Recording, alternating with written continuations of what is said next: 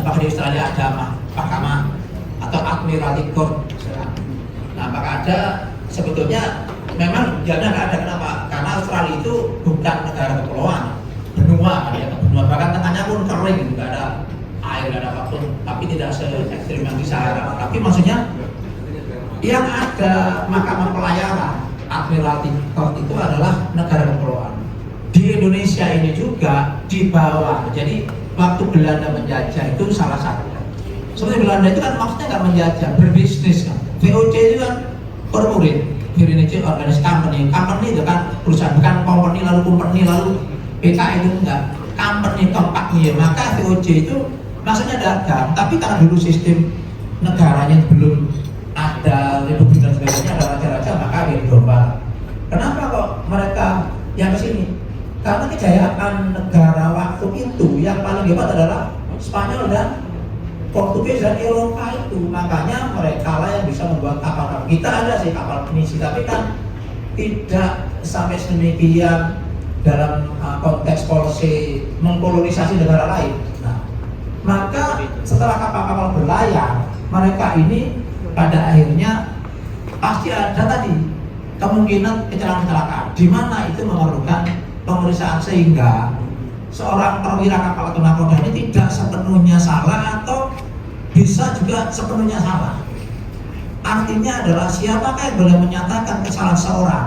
Ya adalah pihak lain, dalam hal ini negara. Kalau presiden atau teman tadi kamu salah, itu kan hanya sebutan saja, tapi kesalahan dinyatakan sebagai tuduhan itu dibuktikan dengan pengadilan kan begitu. Intinya kan begitu. Jadi lebih kepada apakah nakoda ini salah atau tidak? Yang menyatakan itu adalah sistem lembaga tertentu di Indonesia, khususnya mahkamah pelayaran. Di negara lain juga ada. Hampir semua negara lah ada. Terutama negara yang dominasinya terhadap pelayaran itu cukup besar. Apalagi kalau negara pantai, negara kepulauan itu otomatis ada. Bukan otomatis, seharusnya dan memang idealnya ada. Statbelatnya 215 tahun 34 ya, nanti silakan mau koreksi karena di ban saya nggak ada. Tapi intinya statbelat itu memang berasal dari Dewan Tata Tertib Radfatut. Jadi itu malah tahun 1873an kalau tidak salah. Semua itu adalah dokumen legitimasi sebelum negara merdeka.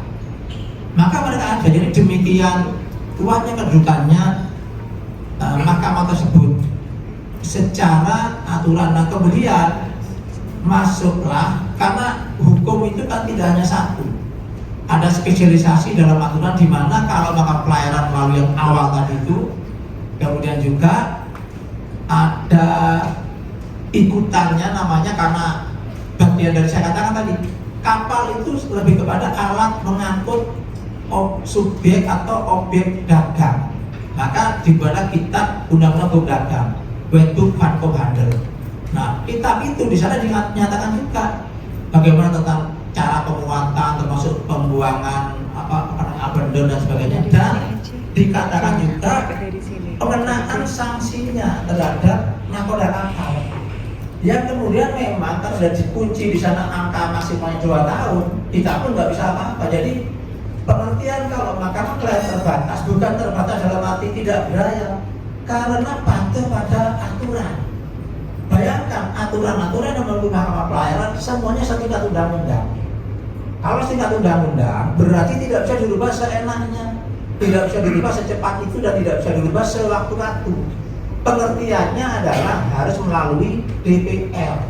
DPR ini kan mewakili representasi rakyat Indonesia yang sebanyak 275 juta, tapi tidak semuanya ikut ke DPR. Betapa besarnya gedungnya, kalau 275 juta rakyat semua berat punya suara. Maka dengan 17 tahun ya, atau sudah menikah, karena kalau sudah menikah sudah dewasa kan, sudah tahu caranya ya kan, maka ya kan kalau bayi kan nggak mungkin, dia itu 600.000 atau 650 orang satu kursi. Jadi bapak-bapak itu punya wakil di DPR satu kursi.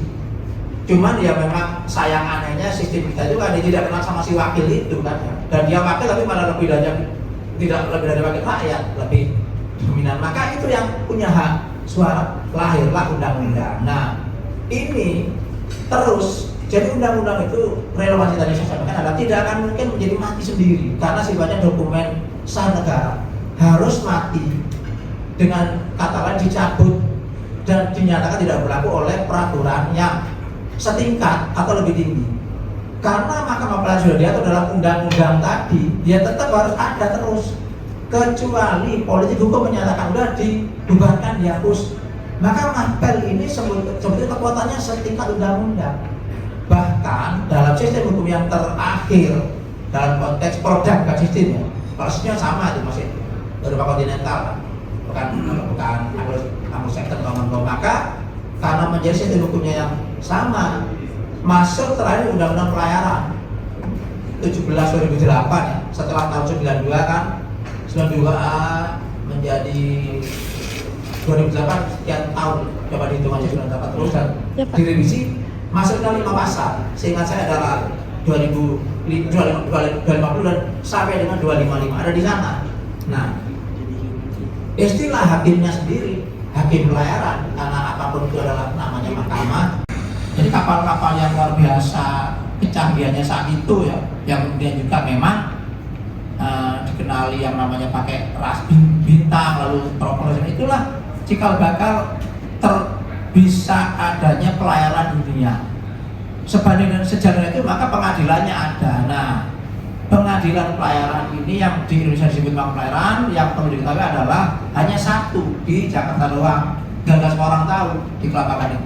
Silakan teman-teman kalau suatu saat akan ikut mengikuti sidang itu membuat saja itu terbuka untuk umum kecuali dinyatakan tertutup, tapi kan tidak is asusila maka terbuka saja.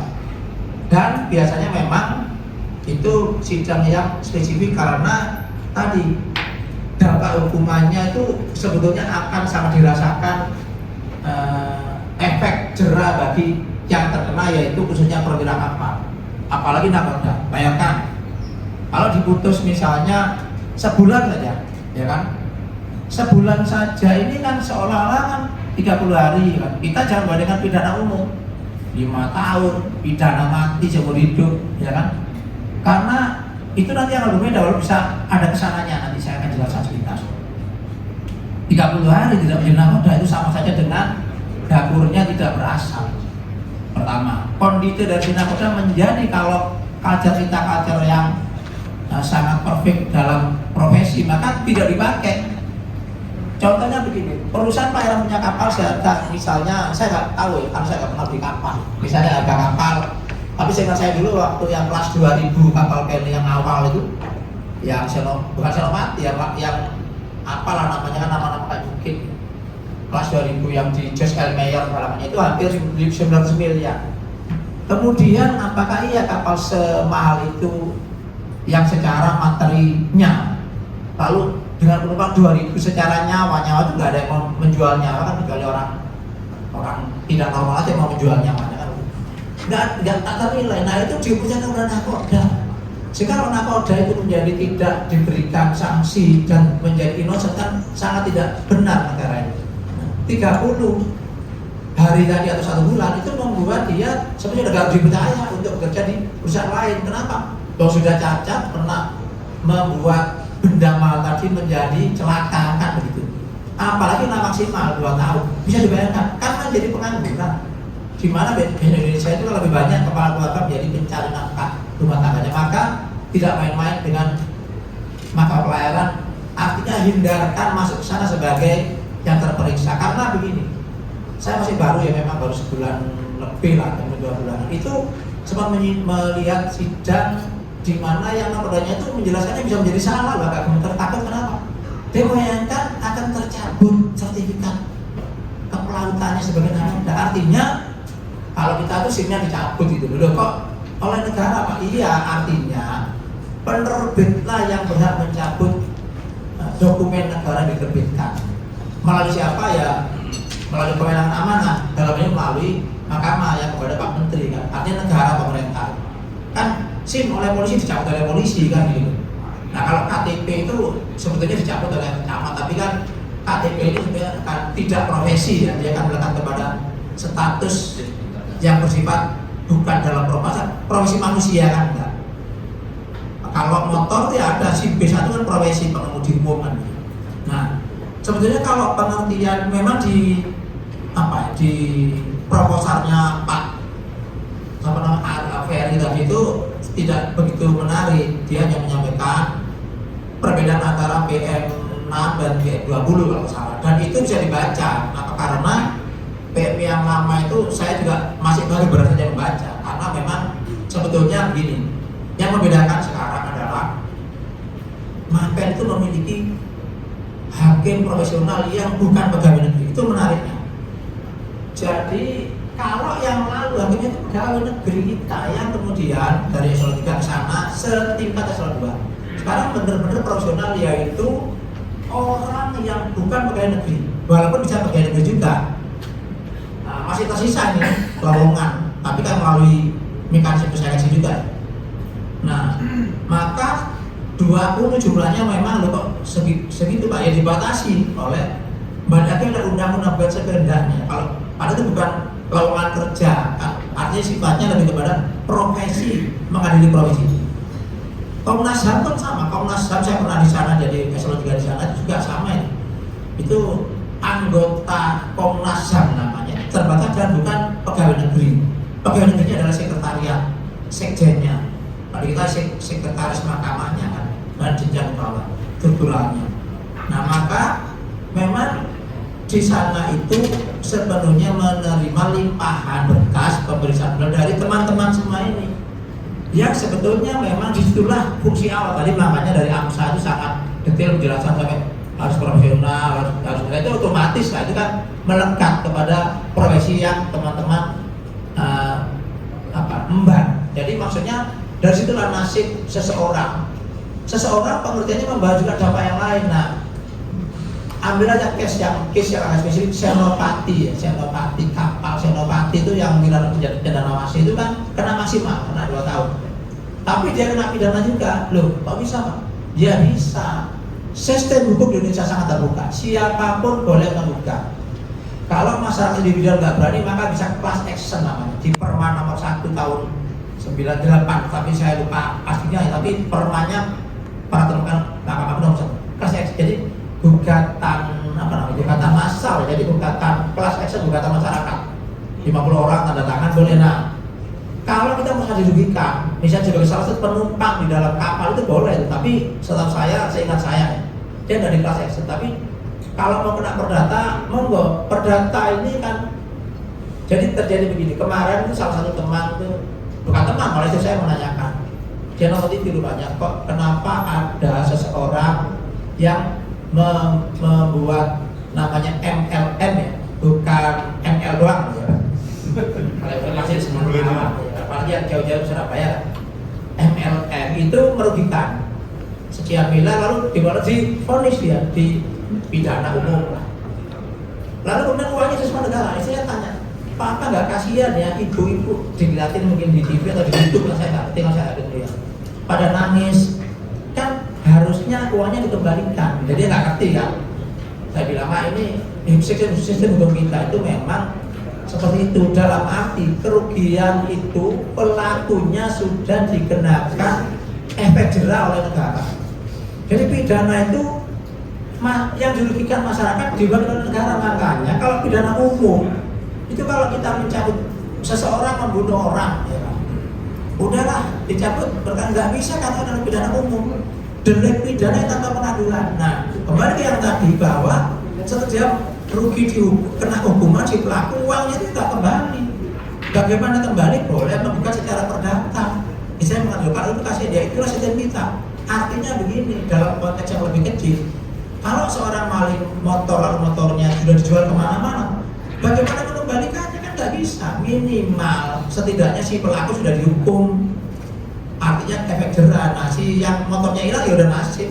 Saya juga pernah kehilangan burung ya, tapi bukan burung yang ini Pak, burung bener-bener gitu. Pakai ada kamera gitu, ya cuma kelihatan malingnya gini pakai topi, jadi agak ketawa-tawa, juga agak agak ngerjain. Tapi saya bilang ke polisi, kalau polresnya datang, saya bilang kalau ke papa itu, saya bilang, tapi bukan saudara saya panggilnya karena masih bilang, udah saya udah relain lah, kok nggak akan balik, karena pasti dijual. Berapa banyak dia menjual pindah-pindah tangannya, yang penting bisa ketangkep karena orang itu sudah mengganggu ketenangan rumah manusia, masuk rumah gitu kan, masuk tanpa ke rumah kok gak ada apa-apa. saja nggak urusin lagi, ya udahlah urusan polisi. Nah artinya apa? Sama seperti itu. Kalau memang kebetulan motornya ketemu, paling kita nembusnya udah protolan. Nah itu sama dengan ini. Kalau kapal itu tenggelam, nakodanya dihukum pidana sekalipun, kerugian itu nggak bisa ditimbang kepada nakoda. Karena tugas negara hanya memberikan efek jerah atau menghukum agar tidak terulang, agar tidak terjadi kecerobohan dalam proses itu. Nah yang penumpang yang rugi, muatannya hilang, gugat perdata kepada siapa? Perusahaan pelayarannya. Itu pun panjang sampai final, sampai inkrah van Gewitz. Jadi artinya apa? Apa inkrah? Yaitu sampai Mahkamah Agung. Karena jadi hukumnya unik. Si A menggugat, si B yang digugat. Kalau si B kalah kan nggak puas, dia banding, ya kan? Terus sampai setelah itu menang. Nah, yang ini nggak puas, nah, dia kasasi, kan gitu terus bertahun-tahun. Lebih gitu lagi, yang menuntut adalah di tangan hakim. Kalau di sistem hukum yang lain, yang kalau saya sebut sistem juri, 12 atau 12 juri ya. Kemudian masyarakat, jadi kayak mereka yang memutus, hakimnya sebagai moderator mengarahkan. Nah itulah di sana, di sini kan nggak bisa. Kalau hakimnya lemah atau terintervensi oleh kekuatan tanda kutip yang lain, misalnya oleh doa ya kan, dorongan amplop, bisa saja terjadi yang benar kalah. Jadi kebenaran itu bisa saja menjadi kebenaran tidak pernah salah, karena itu memang norma dari agama, kebenaran tidak. Tetapi kebenaran belum itu menang, itu masalahnya. Bisa orang benar kalah, makanya paling aman jangan melanggar apapun. Jangan apapun, misalnya saya selalu mengatakan, kalau kita misalnya di kantor kemudian memegang lengannya, ini kan lagi semua ini ya, memegang bajunya pegawai perempuan didenda 5 miliar, ngeri banget, jangan dipegang gitu, kayak kriminal gitu. Jadi artinya hukum itu ya udah patuhi saja, karena negara kita negara hukum. Ingat, semua orang jaga hukum, karena ada azas itu, walaupun saya nggak tahu nggak bisa, karena sudah dimuat dalam lembaran negara seperti ini tadi. Nah, buat saya terus terang nggak terlalu menarik yang diberikan oleh tornya tadi, tapi lebih kepada ini doang. Jadi memang sebenarnya kalau mau dibaca itu ada nggak debat-debatnya yang di bahannya tadi, setelah dari teman-teman membuat berita acara pemeriksaan pendahuluan dengan sedemikian tajamnya. Memang kalau di sistem peradilan umum itu teman-teman adalah penyidiknya yang dengan polisi, seolah-olah kan begitu kalau di pidana itu. Lalu kemudian setelah lengkap P21 baru diteruskan, ya kan? Nah ini sama, kalau sudah lengkap kan ada lampiran-lampiran formatnya itu kan, di PM nomor 20 ya, tahun 2000 dong, 2000 itu doang PM-nya ya?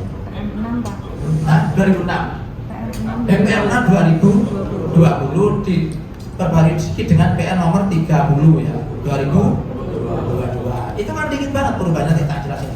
Nah jadi itu artinya di PM yang 6 tadi kan teman-teman sudah sangat tahu ya, sudah pasti ahlinya itulah korok-korok ya kan. Nah jadi seperti itu, misalnya ya kalau pasti standar kita dikatakan identitas itu normal saja. Kenapa? Karena memang jangan sampai impersonal, jadi obskur, salah orang, tapi kan nggak mungkin lah, itu pasti itu. Kemudian juga diperiksa, karena begini, pemeriksaan menjadi bagian dari dasar kelengkapan proses untuk seterusnya yang dalam hal ini disebut dengan berita acara pemeriksaan lanjutan. Nah, memang di mahkamah itu sebetulnya keputusannya ya pasti final, ya kayak FK ya kan. Kemudian juga Mahkamah Agung itu konteks finalnya ada di dirinya, tetapi nanti kalau ada bukti baru boleh juga namanya nokum itu PK, tapi itu jarang karena PK tidak mengalami eksekusi, dia eksekusi dulu itu. Nanti kalau PK-nya terbukti baru ada pemulihan gitu. Nah ini juga benar, beberapa case memang 1-2 sejak saya dulu itu ada yang mengajukan keberatan, yaitu dia merasa bahwa tidak seperti yang dituduhkan dalam vonis. Kalau keberatan itu harusnya kemana? Ya Pak, keberatan ya harusnya kan diet ya. Jadi dia kan supaya nggak tegang, ini sudah sering mau makan, keberatan itu. Jadi kebetulan saya bilang keberatan itu harusnya keberatan yang diajukan oleh dia secara keberatan kan perihal suratnya, secara keterangan materinya dijelaskannya di persidangan, supaya 5 hakim ini mempunyai pemahaman yang utuh untuk memberikan. Kenapa? Karena boleh dissenting opinion. Jadi kan ada namanya dissenting yang berbeda ya kan? Dan dicantumkan. Lalu ada yang bulat, saya lupa kalau baca inscription apa, tapi itu satu putusan sama hakim. Lalu ada lagi yang satu putusan itu yang lain berbeda tapi ikut. Nah itu tidak dicantumkan. Kalau dissenting berbeda benar-benar. Nah maka itu menjadi bagian dari dokumen yang menjadi keputusan. Tetapi yang disampaikan oleh si nakoda melalui pengacaranya tadi itu dia keberatan. Harusnya waktu awal karena apa disumpah. Prosesnya sama persis seperti di pengadilan, sama persis. Kenapa? Posisi duduknya hakimnya pun ganjil ya. Kenapa ganjil? Karena kalau pemungutan suara seolah itu kan pasti 3/2 atau 1/4, kan nggak mungkin menjadi 2/2 kan gitu. Maka di mana-mana pasti ganjil. Nah kemudian yang menjadi ketuanya adalah kapten, yang menuju adalah ketua ini ketua sidang ya, bedakan ketua mahkamah pelayaran dan ketua sidang. Kalau ketua mahkamah pelayaran yang dulu di sini nih, itu yang menuju hakim kan ya. Nanti akhirnya kita tunjuk itu.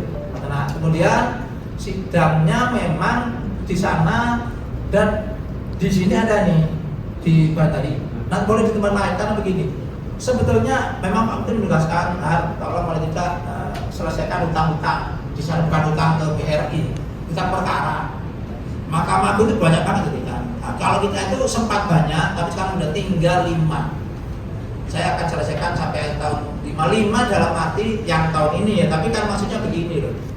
Memang kemarin ada sedikit kendala, tidak bisa bertatap muka karena pandemi siapapun lah waktu itu kan. Dan kita belum mengenal yang namanya zoom itu. Karena nggak boleh gini.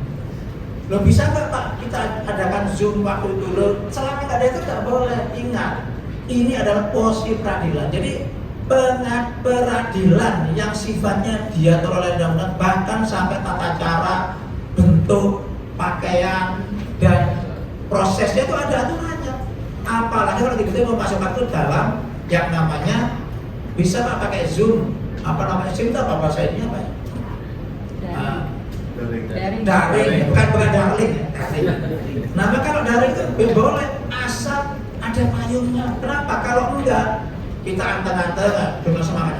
Nakodanya anteng-anteng, dia ingat. Nakoda ini kapal atau kulit pasti punya lawyer. Lawyer itu kan macam-macam dan rata-rata lawyer itu pasti, ya kan, mau dibayar untuk segala cara meringankan yang orang calon dihukum.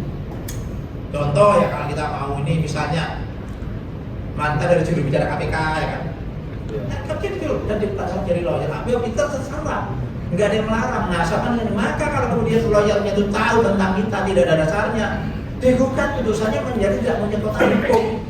Nah sekarang dipayungi, kalau nggak salah oleh PM yang baru ini, kalau nggak salah ada secara daring gitu, boleh lah gitu. Nah karena apa? Tidak boleh penjelasan dari pihak yang diperiksa di pengadilan manapun itu terutama yang akan menjadi dampak merugikan tidak boleh disampaikan dari orang lain, dari yang bersangkutan. Artinya apa yang keluar dari mulutnya dia itulah yang dianggap benar sampai dibuktikan dia itu salah. Nah sama lah. Jadi ya kalau sebetulnya kalau orang ngomong bercandanya apa yang keluar dari mulutnya manusia itu pasti nggak mungkin sama kan. Kalau sama namanya adalah kur atau nyanyi suara satu suara dua ya kan. Nah kalau hakim kan tidak ada beban, tapi bisa dampak terhadap digugat kalau salah dalam menerapkan keputusannya tadi. Nah maka dia boleh saja membuat jawaban dalam bentuk namanya affidavit. Dulu kan saya lupa Bapak ini Murdani itu siapa dulu pernah terkenal banget waktu itu case yang affidavit pada ada pengadilan tertentu, saya agak lupa case apa tapi bukan menjadi case nasional, memberi keterangan dalam bentuk tertulis. Itu kan harusnya kan memang ya merugikan dia sebetulnya gitu. Karena apa? Kan tidak tertangkap gesturnya, auranya, ekspresinya. Ya kita saja bisa sering salah paham kalau orang itu kan misalnya burung, misalnya burungnya kabar burung very sakit ya, kan kabar burungnya very sakit kan beda itu kan. Apalagi kalau istrinya loh, teman istri kok tahu burung suami saya kan lebih fatal. Jadi ada itulah kelemahan penulisan. Tapi kalau kamu langsung, nah makanya mereka itu datang langsung. Dan kemudian ya karena tadi kalau kena 2 tahun itu luar biasa.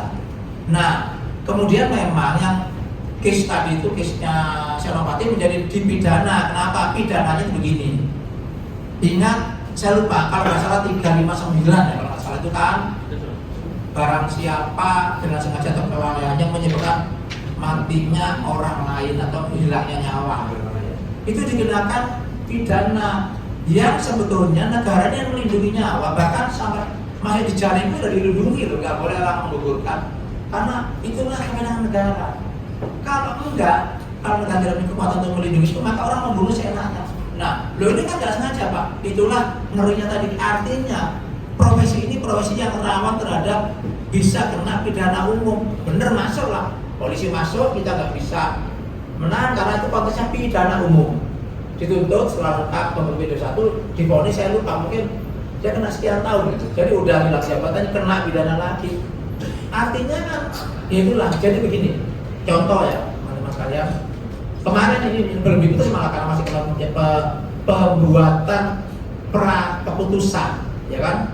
Salah satunya adalah seorang nakoda di kapal tersebut, saya lupa namanya, tidak menyebut nama kalau divonis, yaitu nakodanya tidur pada saat terjadi nabrak atau apa. Pertanyaannya, boleh nggak nakoda tidur? Sebagai manusia dia boleh. Kalau nggak boleh tidur jangan jadi manusia, ya kan?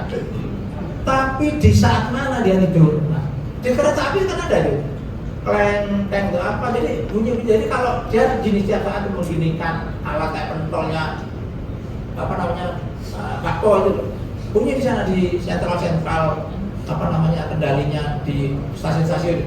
Oh berarti kalau sekian menit dia ini berarti nggak tidur karena udah nggak bunyi itu tidur, atau mungkin dengan pramugarinya bercanda maksudnya kan, itu kan bahaya.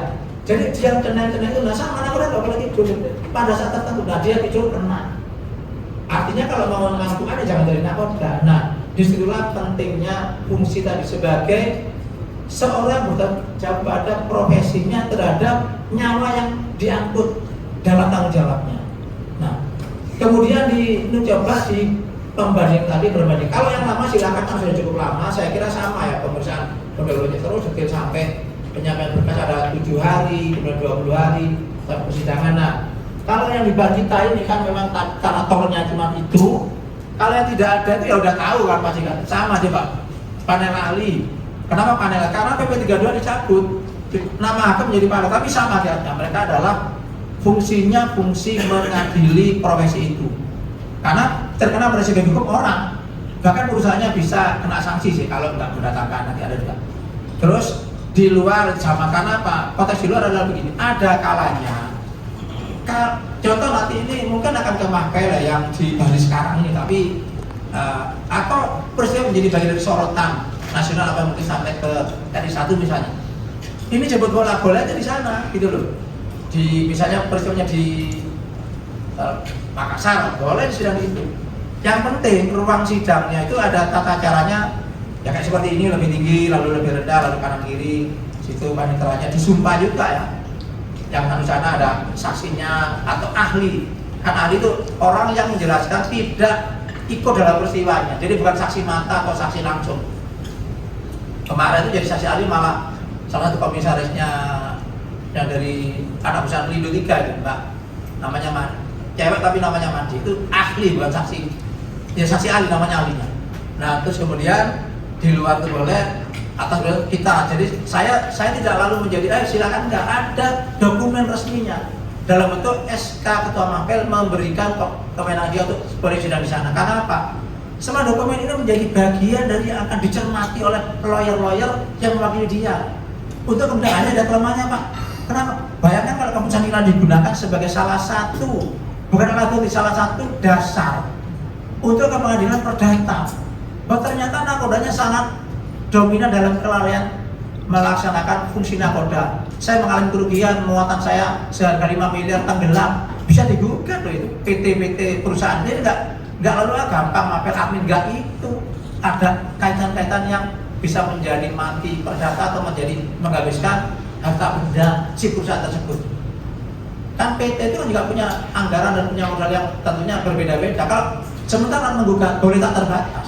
Kalau pesawat terbang malah bisa unlimited. Kalau negara memberikan kan hampir 2 miliar dengan asuransi yang lain. Tapi kalau mereka bisa sampai menjadi katastrof, itu bisa tidak terbatas menggugatnya. Di Amerika boleh tanpa batas. Nah, ini bisa, tapi sistem bidang kita itu kan, ya kalau bahasa bercandanya kan seolah-olah bahasa terangnya itu kan PNBP-nya itu ada, tapi yang lain PNBP itu kan di luar itu kan ada orang mikir, bener nggak sih saya akan bisa menang? Kalau nggak menang kan orang berpikir, udah nggak usah ada, jarang sekali. Cara pati nggak ada. Yang awal dulu yang serem-serem banget itu zamannya Habibie Fani itu, Tampo Mas nggak ada ya, nggak ada yang kali itu. Padahal bisa, nggak dilarang. Nah lalu yang lain ini yang ayat baru ya. Sidang secara lain itu tadi kenapa harus ada? Kalau nggak ada, begitu kita mau dari gitu, mereka nurut aja. Terakhir lawyernya itu kamu nggak usah ikuti putusan itu, kalau perlu kita gugat balik karena nggak ada dasarnya. Kita berbuat lain itu. Mana lagi itu? Yang lain. Nah ini ya. Ini gini. Ada dasarnya. Kalau force majeure itu kan memang sesuatu yang dimaklumi karena sebuah kondisi yang bukan maunya dia. Kontrak pengadaan barang jasa, pelabuhan dan sebagainya, apapun namanya, pada force majeure ini dia boleh nggak mengerjakan. Bisa terjadinya itu, tetapi tidak ngomong atas pernyataan sendiri. Berarti ada pernyataan pemerintah. Force majeure itu kan, misalnya Anda nggak mau laksanakan force majeure, mana dasarnya apa kan gitu. Kalau di kota A, enggak di kota B, ya padahal itu berlakunya nasional, kan aneh. Maka harus ada pernyataan resmi. Atau misalnya secara faktual memang dominan gempa bumi, gunung meletus ya kan, meledak gitu kan. Ya force majeure otomatis kan. Artinya ini kan ya alasan apa? Ya tidak hadir, ya otomatis lah. Sakit, tetapi ini juga ada keterangan lalu berlayar. Karena prakteknya begini. Ini peristiwa kejadian pada tanggal 5, terus di Sabada, di KPLP, kalau di betul laut proses panjang sebulan misalnya. Kapal ini kan tidak, kapalnya cuma kandas diperbaiki, boleh kan berlayar? Boleh. Selama dia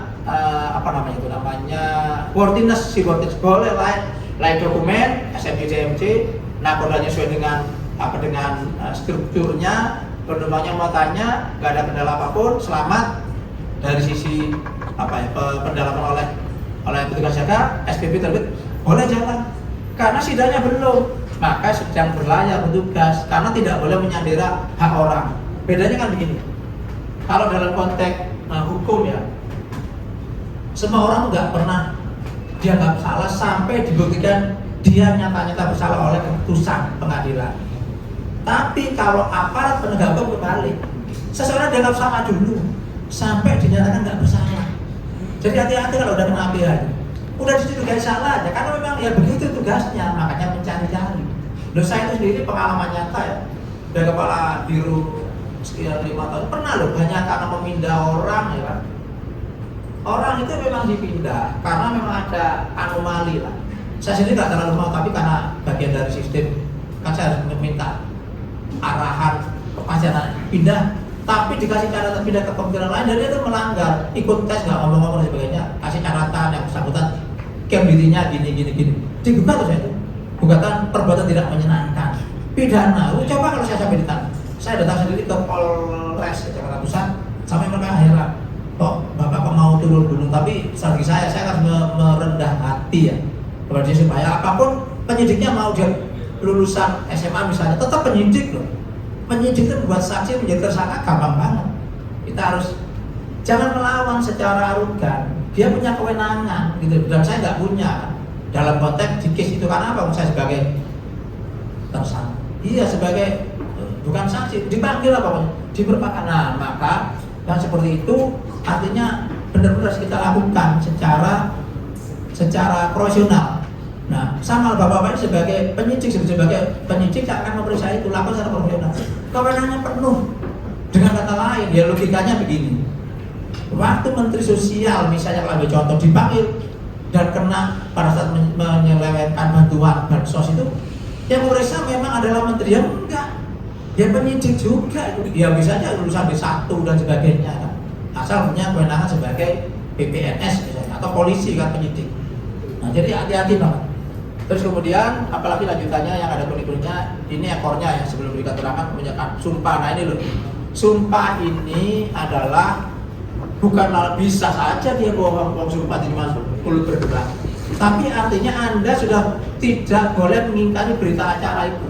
Kalau dia mengingkari itu ada konsekuensinya. Kalau dia menjadi benar dalam pengingkaran silakan, tapi kalau menjadi salah membohongi peradilan kena lagi. Jadi intinya kalau sudah menjadi simpang itu pasti menjadi kecil nyalinya, kecuali memang orang itu ya mentalnya besar atau memang dosa sendiri dalam tugas loh bisa dikenakan itu, untungnya menjadi bisa di SP3 karena memang tidak ada unsur pidananya, karena ya wajar lah mungkin orang itu merasa nggak bukan dan sebagainya, tapi memang ternyata benar karena kondisinya diperlukan agar penerima itu tidak seperti menerima di dalam karung, nanti dibina lah di sana.